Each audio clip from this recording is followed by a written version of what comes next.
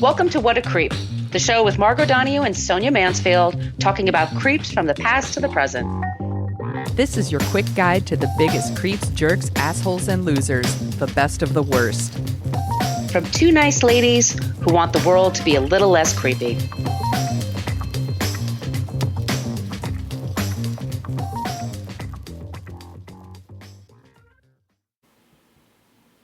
Welcome back to What a Creep. This is Margot Donahue, and my cohort in creepitude, as always, is the amazing Sonia Mansfield. Hey, Sonia. Hello, my friend. Hello, my friend. We're the podcast that talks about creeps from the past to the present. If this is your first time listening, we always end the show with somebody who's not a creep, or as Sonia is going to do today, she's going to tell us something good. It's a very Shaka Khan inspired segment. It's my new segment. Tell me something good. Bow, bow. I just saw her do the Tiny Desk concert at NPR. Oh, I bet it was so good. Oh, it's amazing. Go look for it, y'all. Anyway, if you want to send us your suggestions for creeps and non-creeps, there's lots of places you can reach us. We have a basic Facebook page, and that's where people go to complain about our language. We never check that. So just this is your warning. We use salty language, especially in this show today. Oy, oy, oy. Fuck yeah. We're much more interactive in our private Facebook group. You do have to answer a few questions, but you type in What a Creep podcast group and ask to join, answer those questions. You have to promise not to be an asshole, and we'll get along great. It's kind of like group life on Facebook. Yes. It's the best group. It's the only reason I go to Facebook. It's the best. She's not kidding, y'all. Mm-hmm. We're on Twitter, Instagram, and Threads, and Blue Sky at What a Creep Podcast. And we have an old-timey email, whatacreeppodcast@gmail.com. If you would like some stickers, send us your email.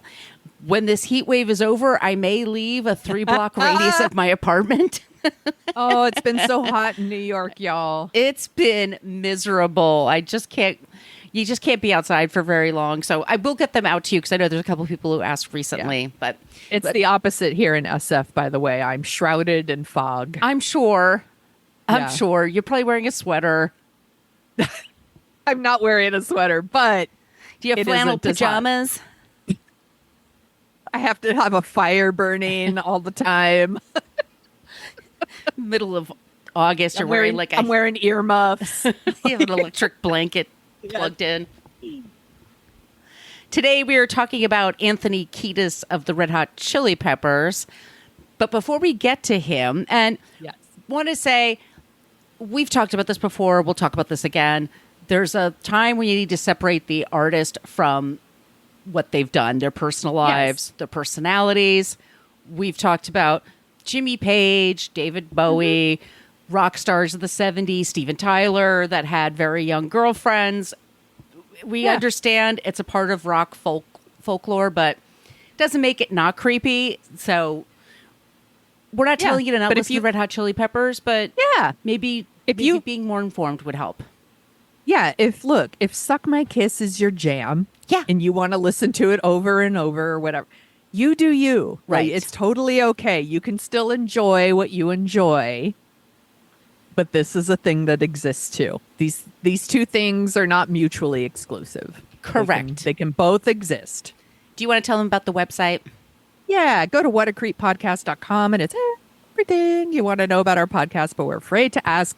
There are links to all of our past episodes in there, and you can click the little link and it opens up into a blog post, and it's our show notes. Ta-da! Yay! And it's filled with all of our sources because we source every single thing we're talking about here. We're not just making it up. If you want to do a deeper dive, fabulous place to start. There's also a link to our merch shop where you can get t-shirts and tote bags and face masks because hopefully they're not banned where you live.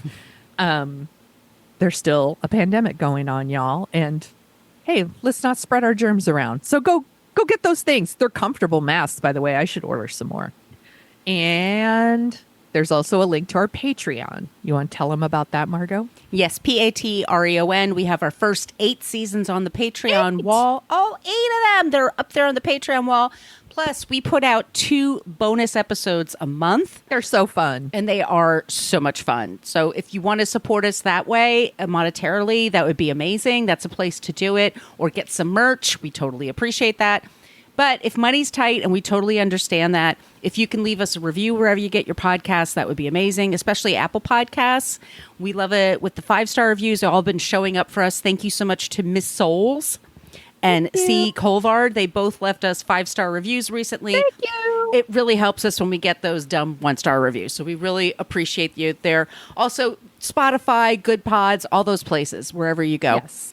Or you can ask for a sticker, put it on your laptop, go to the coffee shop, and look really cool and tell everybody about What a Creep podcast. That's a great way to promote us. I have one on my laptop, and people point it out every time I go into the office, which is not as often as they would like. Yes.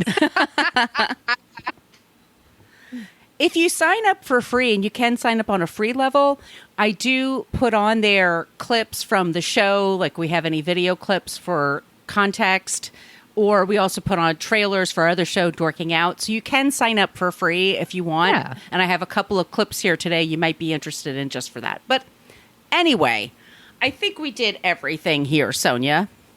Okay. Oh, boy. Okay. Let me bring this up.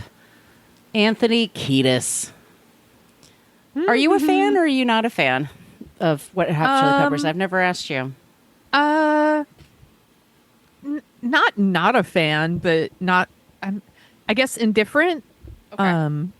Like, I do like that when you hear the Red Hot Chili Peppers, you know you are listening to the Red Hot Chili Peppers. They have a very distinct sound. I think that's very cool.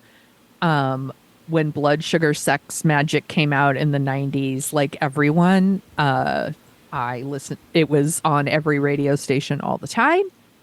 So you kind of couldn't get away from it. But yeah, they weren't like my jam.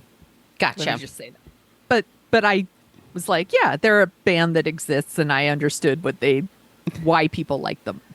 How about that? That works for me. Yeah. What about you? Do you like their music? I like them fine.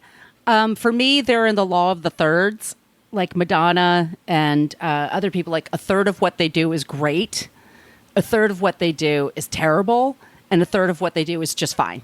Like, it's never. But I've seen them live, and they were great. They were. Yeah, I bet they're. I have no Pilots. doubt that they like put on quite a show. I've seen them on. I haven't seen them live, but I've seen them perform on, various award shows or whatever, and they seem very energetic and excitable and all those things. They're just, it was never really my thing. Yeah, no, it's totally fine. We're talking about Anthony because recently he went to an LA Lakers game, and that's a basketball team in LA, and they're big basketball freaks in the Red Hot Chili Peppers. And he went along with his 20-year-old date. Anthony is 61. Ew. And a lot of people were like, and she looks 20. Like, she looks really, really young. It looks like he's there with his granddaughter. It totally looks like a grandpa situation. And he had a book called Scar Tissue, which was his autobiography, was released in 2004. Mm-hmm. It's the 20th anniversary, and he just sold it to Universal. They just bought the rights. So there might be an Anthony Kiedis movie coming out. There might not, but he sold the rights. So I thought, okay, now's a good time to start talking about him. We did when we first started the show. I think it was season 2, episode 1. We did a quartet of creeps, of rock creeps. Yeah, we did some rock creeps. Yeah. So they were included in that, but I think this is he's enough now that we can have this conversation about him, because I read his book and it was 500 pages of drive Margot crazy. So it'll be interesting, how this comes across today. The dedication y'all, that Margot has to y'all. I paid it with that Patreon money. I was like, $14.99. Is it not in the Libby app? It's like 6 weeks wait on the Libby app. So I was like, fuck. Why? A lot of people like I should say this, by the way. This is a very popular autobiography. It sold very well, and people refer to it quite a bit. This is one of those rock star, I got high a lot and crashed a lot, and now I'm sober, and there's my journey. So it's not incredibly I can original. respect that. But yeah, Yeah. Also, we should say, our generation, which is Gen X, we were the first that were raised with a rising divorce rate. Our generation were like latchkey kids. Our parents weren't like that hyper concerned about our welfare. Yeah. It was just a different time. There was no helicopter. Isn't it bananas to think about that? Yes. Like I could be gone all day when I was a child and my parents would have no idea where I was. No. None. No idea. I was like 9 years old, out all day. Where were you all day? I don't have to tell them. Like, I could lie. Like, they don't know. They don't know where I was. They assume you're fine because they see you at dinner table. Yeah, you're fine. Yeah. Exactly. As long as I was home by like 5:30 for dinner, that's it. Yeah. Weird. Anthony Kiedis is the lead singer of the American rock band Red Hot Chili Peppers, a position he has held since the band's formation in 1983. They've been around a long time. Yeah, that's a very long time. They're known for energetic performances, blending rock, funk, and punk. Their notable albums include Blood, Sugar, Sex Magic, Californication, Stadium Arcadium. He wrote his autobiography in 2004, Scar Tissue, and that delved into his life and career. So we are talking about Anthony Kiedis today. Our trigger warnings are sexual assault and addiction, so please keep that in mind when you're listening, if you have company around you. Sources, very important, is the first link on top of here. It's eBaum's World, and it's basically, and I've had this when we also talked about them in the past, it's the group that's on a radio show, but they had cameras there, and the band members were basically attempting to sexually assault a woman that worked on the show. And I posted it this week in the Facebook group, and it's also on TikTok. Follow me on TikTok at Brooklyn Margot. It's really upsetting. The Reddit forum, Huffington Post, LA Weekly, Far Out Magazine, Vulture, Washington Post, Variety, UPI. Remember UPI? That was a while ago. Oh, yeah. Rock and Roll True Stories from YouTube, Consequence.net, Your Tango, Anthony Kiedis' book, Scar Tissue, 500 pages, y'all. Celebrity Memoir Podcast, and Ione Skye. Oh, yeah. She has her own memoir that's coming out next March. So keep that in mind. Ooh. She is one of his former girlfriends that he writes about in this story. I'll just give you the background of Anthony, and then we'll kind of go into his book and then what's so creepy about this guy. Born November 4th, 1962 in Grand Rapids, Michigan. His parents were Peggy and John Michael Kiedis. John Michael Kiedis and Peggy and John split up. They have Anthony. He has some siblings. They split up. It's a story. It's an old story. It's like 1966, 67.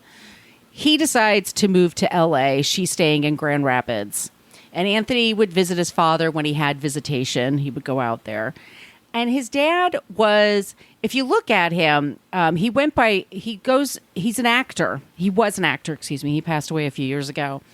His stage name was Blackie Dammit, Dammet. Yeah.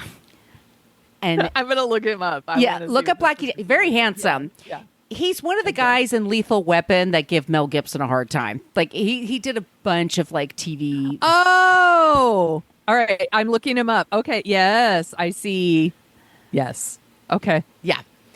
Anthony, like I said, he has siblings. He's raised in the Midwest, and then around 11 or 12, his dad asks him to come and live in LA with him full time. Like every time he goes with his dad, they have a great time. And his mother's thinking, and she gets remarried, but his mother's thinking, well, maybe he needs to be around his father. He wants to have that alone time with him. They're bonding, blah, blah, blah. And right. Anthony, and they all called him Tony at the time. Tony really loved the beach. He loved LA. Like the second he was at LA, he felt like he was at home. So they just decided, okay, they're going to switch it. He's going to live with the father most of the time and then visit in Grand Rapids for the summer, things like that. Mm-hmm. That was okay, except John was a drug dealer and a drug addict. And he didn't have a job, and his job was to sell drugs and look for people to buy the drugs. So people were coming in and out of their house all the time. And Anthony witnessed all this. Like, this is all happening in his home. He drank at a very young age. He tried drugs at a very young age. His father, it's also this generation of like being raised around a hypersexual background. And I think this is something Moon Zappa is going to talk about in her book that comes out in a few months. Her father, Frank Zappa, would walk around naked when she had friends over. Like, oh boy. Yeah. Come on now. There's this whole idea of like this libertine lifestyle of just let it go and everything's okay and you're just too square and blah, blah, blah. Stop being such a prude. Don't be a prude. Don't be puritanical. Just be relaxed and, whatever. That's the kind of stuff that he was. And Anthony was very smart. He did well in school. His dad lied about their address. He said that his dad knew Sonny Bono, but he swears that Sonny Bono wasn't one of his connections. But Anthony knew Sonny Bono so well, and his wife, Chrissy, who was after Cher. Okay. That they used to babysit him. And one time they couldn't do it, Cher babysat him. And he was like 11 or 12. And Cher had him stay at her house and had him stay in her room, in her bed.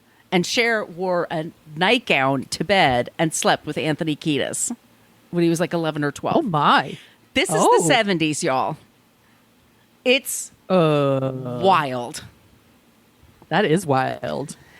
His father also has a taste for young women. His father basically dates 18, 19, like 20-year-olds. Like son. Exactly. And so this is what he sees. He sees his dad. He pursues women. He gives them drugs. He has some of them be his mule. He has some of them like help him make contacts with people. And it's a very chaotic environment. And Anthony comes home from school, his dad's still asleep, or he'll come home and there's like 20 people in the house. There's always some chick staying over. There's always like a new girlfriend that he's wooing. And this is what he's raised to think is normal. Yes, exactly. He's learned a lot about how to treat women from watching his dad. That's what being a man is. Yeah. Yeah. Right. And what happens is like we're all raised by people. You either do what they did or you go the other direction. That's kind of just what human beings do. When Anthony was about 13, he wrote his father a note and said he's really interested in one of his girlfriends, his father's girlfriends, who was 18 at the time, and said, "I'd really like to have sex with her. Can you make this happen?" Oh my God. So his father says, "Yep. Today you're going to be a man." They go home and she proceeds to have sex. This is rape. Yes, he's a child. Because he's a child when he's doing this. And she's a kid too. She's 18. She's not. Yeah. But legally an adult, but also a kid. I mean, let's be clear. Your brain's not fully formed. There's like reasons why we get protective of people because So she initiates him into sex. She teaches him the basics for his first time. His father's in the room watching the whole time. Gross. What is happening? Ew. So boundaries are not respected. The boundaries are very wobbly and they're not instilled to keep him safe. It's all to just feed his father's desires. That's really sad. It's really upsetting when you think about it. When you think about it that way, it's like it just makes you feel kind of rotten. No, our kids, we're supposed to take care of them and protect them and look out for them and teach them. And this is doing none of those things. I mean, he probably thinks he was, but right. Like, we'll see. He's losing his virginity from this woman I know and trust, and she doesn't have diseases, and that makes it better. No. But he's in the room. Like, this is that's nasty. That's just nasty. His father and Anthony, they decide that they're going to go into acting because there's all this television work you can get as an extra or just like as a bit part. So they both study acting. And his father changes his name to Blackie Dammit, Dammet, So Damn it. Anthony, I know, damn it, Janet. So Anthony calls himself Cole, Cole, but like coal black. Got it. And this is 1977-ish, 1978. Is he Cole? Is he Cole? Damn it. Yes, he is. Cole Dammit. Okay. All right. So if you look at his IMDb, you'll see a picture of him from Point Break, where he and Flea had a part there. But his very first big role was in a movie called Fist, and that stars Sylvester Stallone, and he plays Stallone's son. And Stallone was a major dick to him. So, there's certain, he might be an episode one day. But he and his father are both doing this acting thing, and Anthony gets pretty far in. Like, he gets a lot of parts. He's on a lot of television shows, after school specials. He does really well, and he becomes he's very close to really big gigs. And his father does fine, but his dad's a drug addict. So his father runs out of money, and then Anthony is the one, Anthony gets a national commercial, and they're like, great, and they can live on that for a year. So there's this dependent relationship that they have on each other. Mm-hmm. Once again, the boundaries are super messed up. Anthony went from going to a nice high school, and then they found out he wasn't exactly Sonny Bono's kid and wasn't living at Sonny Bono's house. So then he had to go to Halifax High School, which is Hollywood High, and it's a public school, but a lot of celebrities go to this school. So it's not exactly a step down from where he was. This is where he meets a kid named Michael Balzari. And his nickname is Flea, and you never find out why from this book, but I'm guessing because he's just a hyper... He makes people itchy. He bops up their nose and bothers them. He becomes friends with Flea, and then they have a friend named Hillel. And Hillel and Anthony and Flea become buddies, and they're all obsessed with music. And this is the late 70s, early 80s. So they're really into, late 70s, excuse me. So they're really into stuff like Fear and Black Flag, all those LA punk bands. And so they start going on the LA punk scene.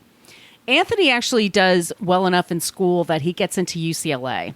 And he starts to go, but then doesn't stick with it. And basically, they're at a party one night, and they are asked to do one song because the three of them are always hanging out together. And so they get together and they do one song together, and then everybody loved it. Because they each have their own shtick. Yeah. So then they were asked to come back and do two songs at this party. And then they started going to the clubs, and they started writing songs.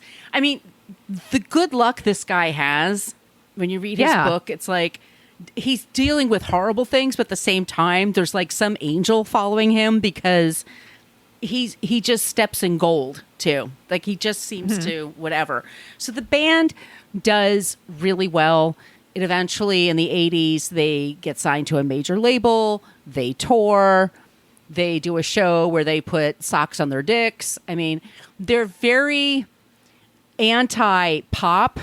They're anti-hair metal bands.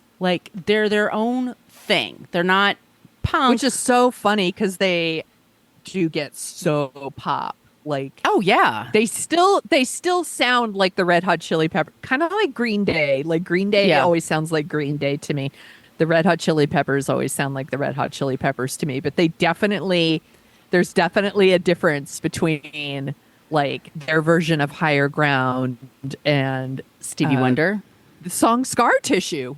Yes. Or something there's definite a punk to more pop switch that happens over the years. Your first couple of albums will be very, especially at the time, that's your initial burst of energy and creativity. It's your third or fourth album is when you really learn the craft of songwriting. And you have more of an image to maintain. You kind of you settle into your performance styles. And so that's what happens with this band. And they go through drummers, kind of like Spinal Tap. They go through drummers every few years. They go through the guitarists every few years. But basically, it's become Chad Smith, who's their drummer, Flea, who's an amazing bassist, and Anthony, who his singing, it's fine. He doesn't play any instruments. So his whole thing is just the performance. So he's very physical. He's really into working out. He's buff. He keeps himself in shape, and he just doesn't stop moving the entire time for a show. Like this is it. Okay. So they're gradually gaining in popularity. And then there comes Jane's Addiction, which everybody starts to love. Music's starting to change. The hairband thing is starting to go away. And people are looking for something a little more real. And they're a little more real, but they're also a little more fun. And they have like the thing with Red Hot Chili Peppers is like, oh my God, they are just such quirky, fun guys. Like you just never know what you're going to expect. They wear wild costumes. It's like, it's fun punk. It's not like angry punk. It's party punk. Yeah. Like I'm wearing stuffed animal pants, and socks on my dick and blah, blah. It's not like Henry Rollins. I'm a liar. Punk. Excuse me. No, I'm a liar. I like Henry Rollins. Like I think he's a very interesting person. But yeah, the Red Hot Chili Peppers, that's not what they are. You could put them on at a party, and then of course there's like they really click on MTV. They make great videos. They made amazing videos. Once again, they just have these very extreme personalities. Like Flea doesn't just play the bass. He slaps at it. He bobs his head up and down into it. Chad Smith is like a maniac on the drums. He's like all over the place. And they had this succession of guitarists that like John Frusciante was with them for a very long time. Very, very talented guitarist. But they had Hillel. And then Hillel developed a heroin problem right away, almost right away. And they all have had drug issues. And it comes with the territory, I guess you could say, like for the time. Like that's just what people did in their downtime. Let's get to 1990. The band is doing, like you said, they're starting to do videos. They're catching on. This is before Nirvana. It's after, it's like Bon Jovi's kind of fading and like it's before Nirvana. So they kind of got this niche for themselves, this LA pop punk band that'll show their dicks and socks and go on stage. And they're just like, you don't know what's going to happen with them. In March of 1990, bassist Michael Flea Balzari and drummer Chad Smith, 28 and 27 years old, respectively, they were arrested in Daytona Beach after a spring break taping of Club MTV. Club MTV was one of those shows. MTV for this, they had an afternoon dance show. Very popular. It was like American Bandstand, but it was on MTV. Right, and they played their videos, and then over the summer, they had a spring break every year, which was just drunk kids in Florida, Daytona, Florida. And it was like shocking, like what they got away with, like girls taking their tops off, kids super drunk and screaming at each other. I mean, it was wild, and they would go every summer. MTV would put this on. Yep, all summer. They'd pick a house. And then all these celebrities would come to the house and they do all their shows, but they do it at Daytona Beach. They are picked to do Club MTV on the beach at Daytona Beach in 1990. Spring break. The band is pissed because they are told they have to lip sync, that they cannot play live. They have to lip sync. Some shows just demand that because they want it to sound like it did on the record. And they have kids in bathing suits dancing. Okay, very 80s, 90s, big hair, scrunchy socks, gel sandals, like whatever, you picture all of that. Picture this. Okay. They're going through the song, and as they're going through the song, it's Knock Me Down, which is a song about drug addiction. They wrote that for Hillel, who died of a drug overdose. Oh, okay. And so the lyrics are, if you see me getting high, knock me down. It's just sort of, so they're playing this song that means a lot to them, but they're lip syncing to it. And they just see these drunk kids in the audience and they don't know who the fuck is playing. They're just like dancing for TV. And of course this gets in their goat because they're like, this is so phony. Like this, we're writing something so pure. And I get it. Right. The intention of the song is like, you're rescuing someone who has a drug and could die any second. But also maybe MTV Spring Break wasn't the right audience for that kind of song. They would change management. So, yeah, perhaps. How life. come these drunk kids on spring break don't want to hear our moving song about drug addiction right now? They want a party anthem. Like that's what they're doing. Like that it's club MTV. Yeah. Like these kids just dance Sing to higher ground. Sing higher ground. They're all voguing, to this Yeah, shit. Exactly. As they were going, so they're doing this, and as they're going through the song, they're getting. You could say, I also included that clip, by the way. If you get our Patreon, you can get it for free. But it's a 1990 spring break clip.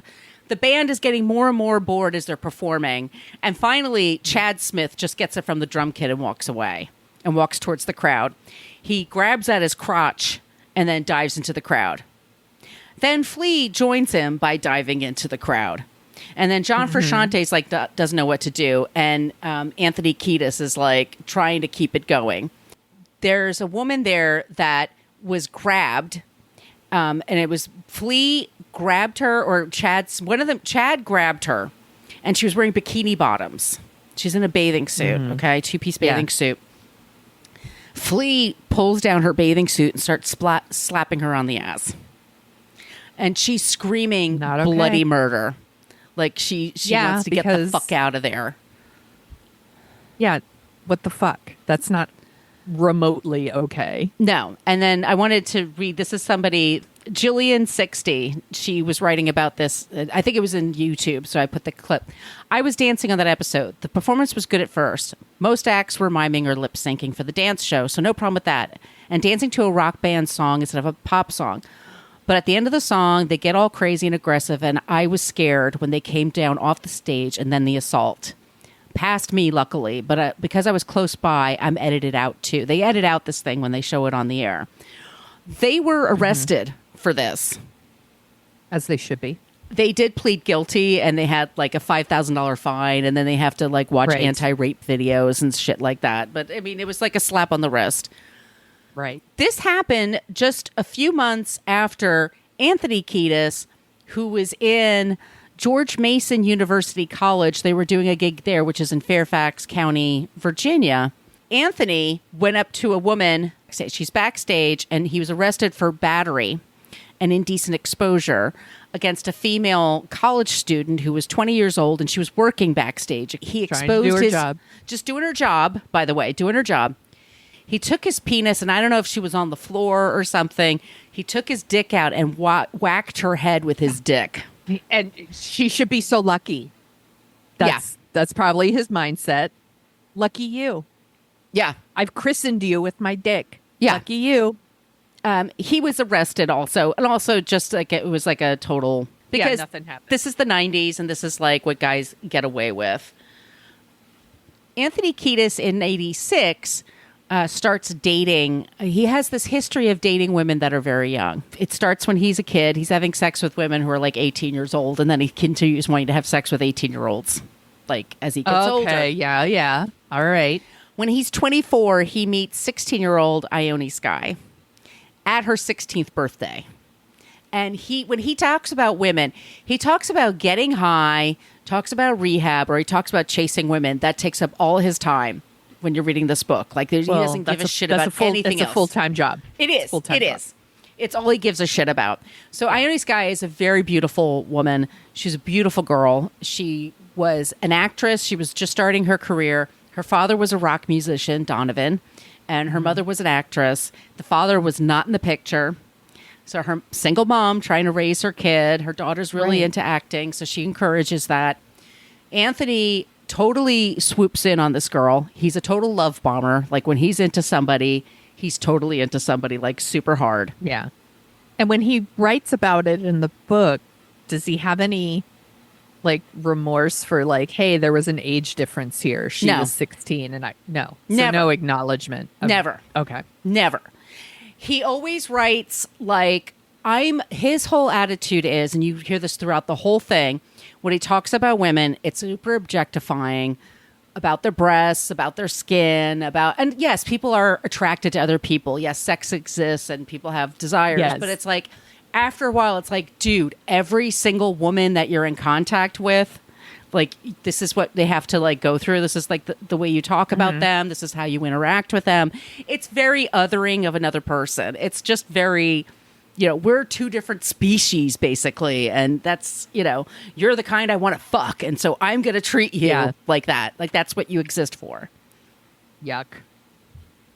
Yuck. Ione and him have a long relationship. They date for about 4 years. Well, then that means they broke up when she was 20 because she's probably too old for him by then.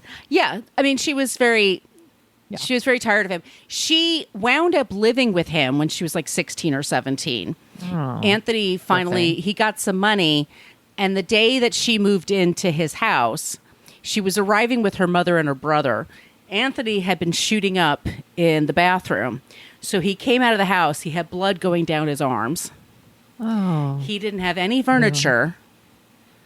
And he put watermelons. He cut watermelons around his apartment and put candles in them and then lit the candles. He didn't know how to get electricity. He didn't have any of those skills. So this girlfriend shows up. She's like 16, 17. He's like, please move in with me. She's coming with her mother. And she's trying to talk her mother into being okay with this. Because her mother and her brother were trying to tell her, like, this is a bad idea. This guy is bad news. I know you're attracted to him and he's a bad boy, but like, this is not good. And they show up at the house and he's bleeding and the house is like these watermelons with candles. What the fuck? It's a shit show. But she's insistent. But daddy, I love him. But daddy, I love him. So she winds up with him for a few years, but then they break up. He has like several relationships over the years. Also around this like 1990, 91, we have a couple of clips that we included in the Facebook page. So one of them was they're at a show in England. So it's the late night TV show on ITV, excuse me, not radio, it's TV, James Whale. It is that the band, I'm trying to like set this up for y'all, but we do have this posted in the Facebook group. The band is in another room and they have all four members are on their knees. They're shirtless. They're wearing shorts. They have their arms folded across their chests, and they're doing some sort of miming into the microphone. It's not really singing. And it's like, see the Red Hot Chili Peppers, they're so quirky and weird. They're doing this odd thing. So James Whale is like, over there, it's the Red Hot Chili Peppers. Over here, and he has like other guests for his talk show. You hear this, he's talking to them. So this is happening in the background. At the couch where the interviewer is, he hears the girl kind of scream. And she comes into the camera and she's walking towards the couch. Chad and Flea are basically like touching this woman, like very inappropriately. So she's falling over from the back of the couch. Falling over from the back of the couch onto the couch. So she's swinging her legs over. Her top is coming down. The interviewer, James, takes his jacket off to cover her because she's like, like, no. Anthony Kiedis comes from behind the camera, crawls across the set up to her to go into her lap to kiss her. And they're all screaming like, no, don't do this. This is terrible. It's one of the creepiest things I've ever witnessed. That's so fucking disturbing. It's really this is disturbing. The shit they do in public. On a show camera. with cameras. Middle of the day. What the fuck are they like backstage? Exactly. What are they like at a private party? There's another interview that I posted there, and this one I also have on my TikTok at Brooklyn Margot, but it's Anthony Kiedis and Flea being interviewed by a woman. I think it's at Much Music in Canada, and it's also the same time, like 90, 91. And she's interviewing him, and Anthony Kiedis just leans over and starts kissing her. And he's like, I just want to kiss you. I just want to kiss you. And she's like, no. This is an interview. Trying to do her job. Just trying to do her fucking job. No, he's like, no, every woman wants me. I mean, this is something like our generation put up with a lot of horny guys. Yes. That honestly thought that their dick, yearnings were as important as, or more important than what we wanted. And our body autonomy, basically. And like, it was their problem. Our problem that they had a hard on. And we should be flattered. We should be flattered. Okay. There's a few more instances I wanted to mention. Flea was supposedly asked a girl that visited backstage early in their career. He certainly said to a 13-year-old, "I guess you're going to give everybody head now." Oh, 13. fuck. Who talks like that to a 13-year-old? Well, fucking Flea, apparently. Yeah. Gross. There's another woman who claims that Chad Smith groped her backstage when she was 18. The fucking entitlement. Yeah. It's just like, we deserve it. We earned this by being famous. Shortly after the Me Too era, there was a woman, she wrote an essay. I have to say, I went back to my old notes. We did this episode 4 years ago. Yeah. A lot of these links were gone that I did from my original. I had to do extra digging because I was I know this happened. I was going through my old script. I'm like, this happened and this happened. I'm like, and then I had a hard time finding it. And I'm sorry if it's in a few different places because sometimes the links don't work. But anyway, so during the Me Too movement, this woman, Julia Farman, Farman, she talked about an incident where she was at Epic Records in 1991, and Epic Records was looking to woo the Red Hot Chili Peppers, so they brought the band over. She was in charge of publicity for it and artist relations, and she didn't want to be alone with them. She was with her boss, but she wound up in a storage room to show them where they store their tour stuff. Mm-hmm. And she said 2 of the members went in there, and both of them started dry humping her in there and just talked about all the ways that they were going to make a quote unquote super sexy sandwich with her. Ew. She didn't complain because it was what are you going to do? They don't give a shit. She didn't want to lose her job. She didn't want to lose her job, but and she also said everybody knew this about them. This is something that happened all the time. He also in 1990, in 1990 is a key year for him. They were all being arrested for all these different things. Anthony Kiedis talks about the fact that he was in New Orleans in 1990, and he had a different girl in every town, and he brags about they all do. Mm-hmm.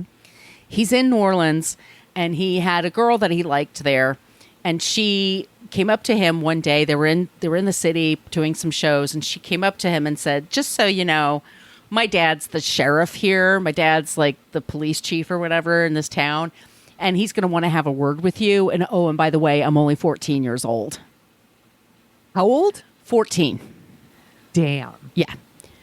He tells the police, "Please don't arrest me. I'm going to take care of this. I promise to go away, whatever." So then he gets the girl. He has sex with her one more time, and then he dumps her. 14. That's 14. That's ninth grade. Yeah. Maybe. Look up a 14-year-old. That's a fucking child. What the fuck is wrong with him? Well, Yeah. we know what's wrong. We know what's wrong with him, but they did interviews for Rolling Stone. They did an interview for the Washington Post. They all mention it in their interviews, but it's never enough to be so these guys are assholes and maybe we shouldn't be supporting them. It's just No, it's it just was one of part their of their stories. lore. Yeah, that was their Yeah. allure. That was their allure. Exactly.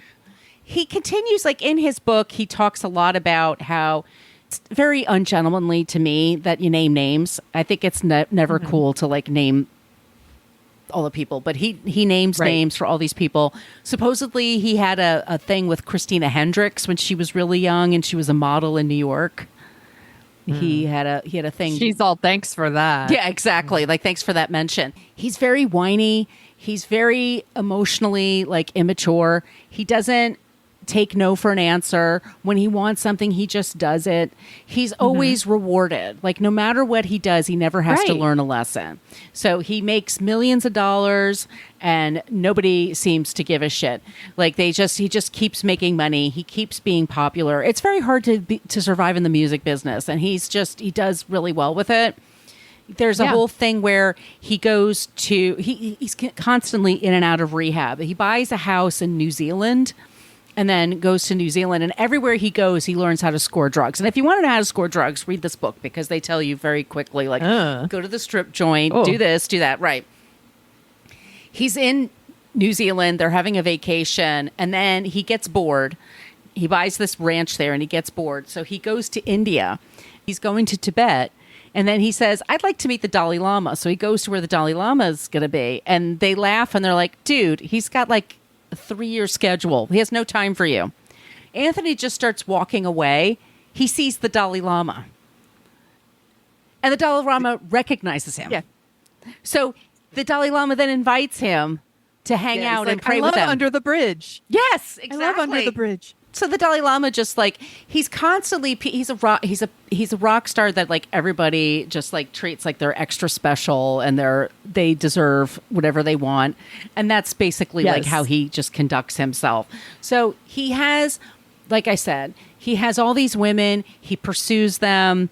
He has all these ideas like, oh my God. I mean, you get so bored with it. You're like, oh my God, we had the greatest sex ever. Like, whatever, dude. Like, it's over and over again. Every single girl. And it's always like her luscious breasts, or she had, she finally gained some weight and that was good for me. And I was blah, blah, blah. Or my dick didn't work here and that was really sad for me. It's very self-centered, self-focused. So stupid. It's really stupid. And he fall. And that's the whole thing. And there's another thing with addiction. And I haven't mentioned this yet in this episode, but I lost my younger brother to addiction. So I know how that feels for a family. I know people that is, the whole thing about recovery is you will have your relapses. They will. Yeah. And having addiction issues doesn't make you a creep. No. Absolutely not. That's not what we're saying here. No, it's not that, because I'm not focusing on that so much. But he just treats people like crap. So he's very self-centered. He does have a kid. He's engaged all these women. Like, if you go through Anthony Kiedis' girlfriends, like for the last 30 years, Heidi Klum's in there. Christina Hendricks is in there. Like, he's had Sinead O'Connor. He had a fling with Sinead O'Connor for a while. What? But they all That's like eventually they're not enough to make him happy. There's always someone younger. There's always someone prettier. Yeah. There's always somebody that makes him feel younger and prettier. And that's basically just kind of like how he leads his life. He does have a son, Kiedis. His name is Everly Bear Kiedis. He's 16. Mm-hmm. Wow. So 4 years younger than the girl Anthony Kiedis is currently dating. Jesus. It is yucky. Yeah, his mom was an Australian model. He likes the models. He's a modelizer, as they used to say on Sex and the City. He's totally a modelizer. I'm sure he loves his son. I'm sure they're very close. I'm sure he does. I'm sure he's doing the best he can with him. That's not what this is all about. I mean, it's more just about he's a creep because he's an asshole. He's a creep because he's selfish. He's a creep because he preys on really young girls.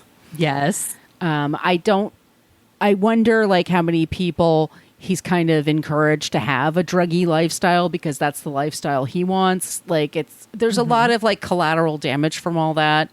I think also with Flea and his other band members, they get tired of him sometimes because he's just, when you read it, it's he's so self-absorbed. It's narcissistic, completely full of himself. Entitled. Yes. So entitled. And again, these are the things that he's putting in a book. So he's not telling these things as a cautionary tale. No, he's bragging. He's bragging. These are the things he's sharing. There's definitely things he's not sharing, that are probably even worse. Ugh. Yeah, and also when he talked about Ione Skye and when he was dating her, he said things like, "Oh my God, she was so wild. We were so wild and free." I'm like, she's a teenager. What is she going to do? She responded because the Celebrity Memoir Club did talk about him a few years ago. You told me this. Ione Skye apparently is always on TikTok because she liked one of my videos. She's active there. Yeah. She's pretty active there. Anthony Kiedis said that he was attracted to her because she had daddy issues, and he's attracted to women with daddy issues. And it's like, you have daddy issues too, if you think about it. Yeah. Yeah, he does. That's ick. No, I just keep saying the word ick. It's just icky. He's just super icky. But she said, and she's, like I said, she has her own memoir coming out next year. She said that her brother and her mother really tried to talk her out of it. They were very upset by what happened. And that as an adult now and a mother, she is like, yeah, that's not okay. That age difference is really not okay. It's really lopsided, and it's a weird power differential. And she's going to talk more about that in her book. Like, her dating life is incredible because she's also in Say Anything with John Cusack. She was married to Adam from the Beastie Boys for a long time. She's had an interesting life. So yes, she has. Basically, that's our creep this week. It's Anthony Kiedis. He's a rock star that is very selfish, very self-centered, and treats women like just objects, just completely has a shitty attitude to women. And that's why he's our creep this week. Yuck. Yes. Good job, friend. Thank you. So nice. So you are dedicated to read that book. It got to be. I would not. It's like a lot of, and I'm sorry, but at this point, like, all the addicts with their own stories of their own, like, their worst moments and stuff like that are like such an eye roll after a while, because it's just like. Do you write that kind of book in hopes that it's going to help someone to hear your story? That's a good question. Like, well, because he said, somebody was asking, he said that he regretted it. He did hear regrets for the time because, like I said, he mentions the name of a lot of these women. Sometimes he just mentions their first name, but he's quite often it's their full name. And it's also, and she was so crazy and she was so into drugs and she did this and did that sexually. It's like, not everybody wants everyone to know their business, right? They're not famous. Right. You know, you're the famous one. You don't have to go into all the details, like, so that people can pick this out. Right. And he said, well, I kind of regretted that, but I've also been hearing from a lot of people that it helps them with their addiction. I thought I had rock bottom, and to read about your rock bottom made me feel less alone and less like a loser, which that does have its value. I absolutely believe that. But I think, like, for me, you just didn't need to write, like, all these women, like, over and over. I can't imagine the editor of this book being like, oh, shit. Right. Like, how many times is he going to talk about boning someone? And it was the best boning ever. You can write this book without being gross about the women and, I mean, showing some remorse for the age differences, for one thing. Yes. And also maybe not naming names without permission, at least. Like, ask permission before you use people's names for stuff like this. Like, especially if they're not public figures, like, that's super inappropriate. It's just not. What a yucky person. It's ungentlemanly. That's what I have to say. Like, that's just not cool. It's just not cool. Yeah. Once again, enjoy his music. If you like their music, I used to play it in my classes. Red Hot Chili Peppers, like, especially like hardcore, like running or cycling or whatever. It's good music. Sure. You know, and it was a fun show. I saw them a long time ago, but he's an asshole. Yeah. Yeah. He's an asshole. And dating, I'm sorry, it's 61. You're dating a 19-year-old? Yeah, what do you have to talk about? I mean, him. That's the conversation. Tell me how great I am. How great I am. How famous I am. All the things I could teach you. Because I know so many things. That's the allure. Yeah. There's also, someday we'll probably talk about Dane Cook. Like, that's another one where, like, he's, well into his 50s and she's like 24 or something. Yeah, it's something really. But he met gross. her. Yeah, she was like 16 or 17. Yeah. And they didn't. But they touch didn't start each other. dating till she was 18. It's like, yeah, right. Sure, Jan. Yeah. Blech. Would you like to hear some good stuff? Tell me something good. Do your Shaka Khan best there, Sonia. Okay, I will.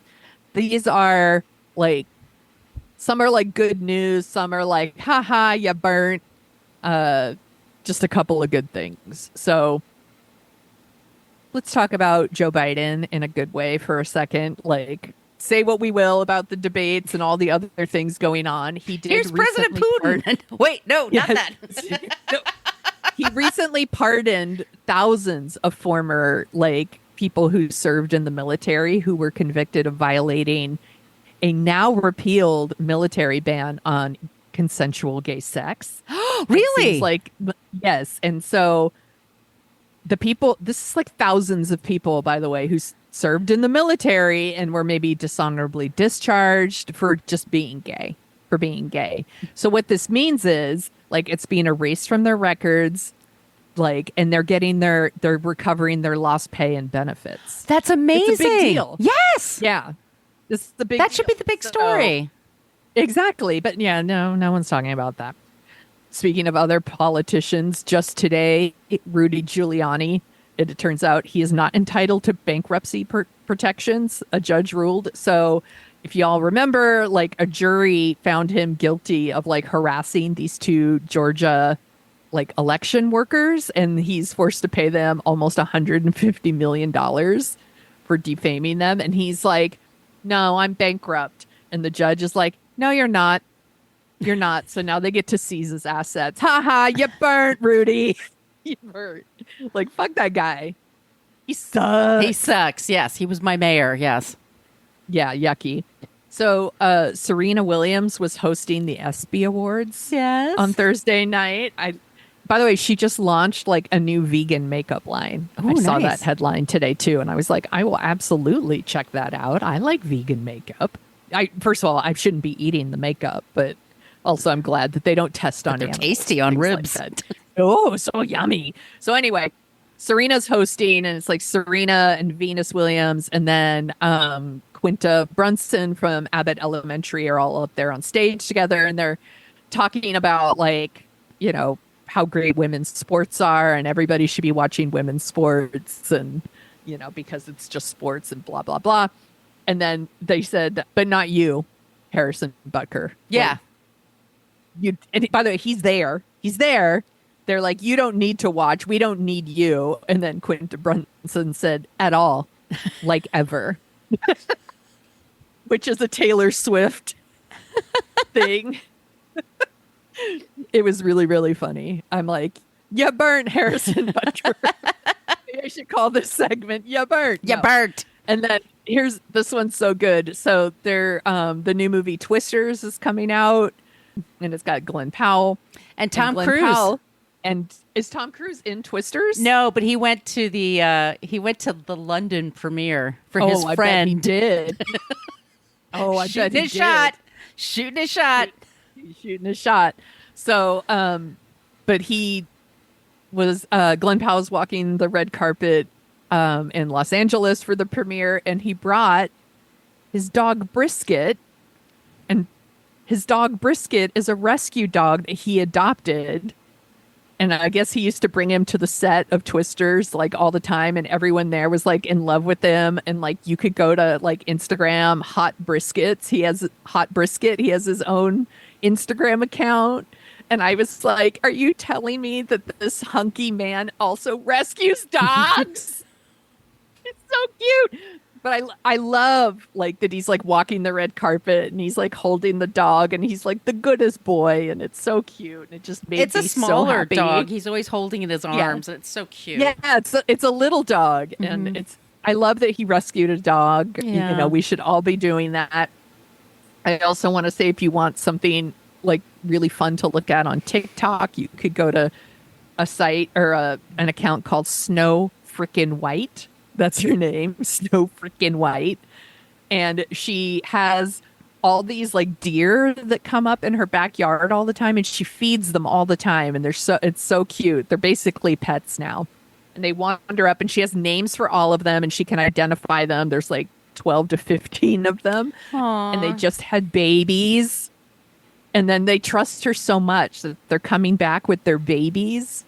And she's feeding them, and it's so cute and wholesome, and it makes me smile. I love it so much. And those are our Tell Me Something Good. I just section. got a few bird feeders, and I put them out on my fire escape. Yeah, I love doing that. And I got like a few birdies, and they got like their mama with the baby birdies. And my cats just sit at the window ready to pounce. Yes. They just like put their paws up at the window. And the birds are like, you're not coming through. I'm Nope. fine. These are No, Brooklyn birds. They're not scared. They're not scared. They're like, you want some of this? You want s-" What's some with the wings? Yeah, they're like, I'm eating here. It's like my favorite things on TikTok are the people that are like feeding raccoons and the deer and all of that stuff. It's just so wholesome. So Aw. wholesome. I love it so much. So I love those anyway. pics, Sonia. Thank you. I thought it would be fun. I honestly, like everyone else in the world, I've been feeling really bummed out and overwhelmed, and everything feels really scary. And I was like, I really could just use some good news. And I was like, what are some good news things? And I was like, this will work. That was perfect. This will work. That was absolutely perfect. So, y'all, if you have suggestions for us for creeps and non-creeps, don't do it in a 1-star review. We're definitely not going to cover it there, but... Yeah, somebody's like, you never cover blah, blah, blah, 1 star. I'm like, for all you know, that person's on our list, but whatever. You're not going to never cover that person now because your 1-star review. You're not going to bully me into it. But Also, if you have ideas for creeps, listen. for creeps and non-creeps, all those places I mentioned at the top of the show, be sure to reach out to us. We love it when you use the Annie Potts gift. We got one from Ghostbusters, or you could just be clever and do something on your own. I'm talking like Ramona now. Watch what happens. Hello. You could do that. Hello. Also, if you'd like some stickers, our email, whatacreeppodcast@gmail.com. I will drop them in the mail for you as soon as it's not 1,000 degrees outside. It's just taking the trash out is like wearing me out. No. It's beyond. Sonia, where can they find you? You can find me at thesoniashow.com and The Sonia Show on Twitter and Instagram. And you could go to Facebook, but I really just interact in our group. Blue Sky, TikTok, all the places. And if you like the sound of our voices, we also co-host Dorking Out, where we talk about movies. And we're taking a request from one of our listeners in the What a Creep group who asked for China Moon, which is a 90s thriller. It's got Ed Harris. It's got Madeline Stowe. It's got a baby Benicio del Toro. I love a 90s thriller, so I'm real excited. I just posted the trailer in our Facebook group and on TikTok, and I told Sonia yesterday, I don't know if I did this on or off the air, I'm like, I know exactly what's going to happen in this movie, and I love that about this trailer. Like, I love that about this I love movie. that for us. I love that for me. I love that for us. So that's what we're covering next. Yes. You can find me at Brooklyn Fitchick. That's my site. I post the shows there. That's where I am for Threads and Instagram.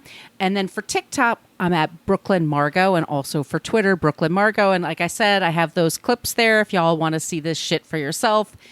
Trigger warning, they are upsetting because he's just a massive fucking creep. Yeah.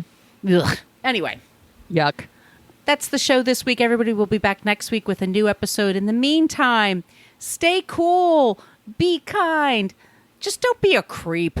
Be a creep. Thank you for listening to us talk about creeps. You can follow us at What a Creep Podcast on Facebook, Twitter, and Instagram. But don't follow us too closely. You can email us your creepy stories at whatacreeppodcast@gmail.com. But please keep your dick pics to yourself.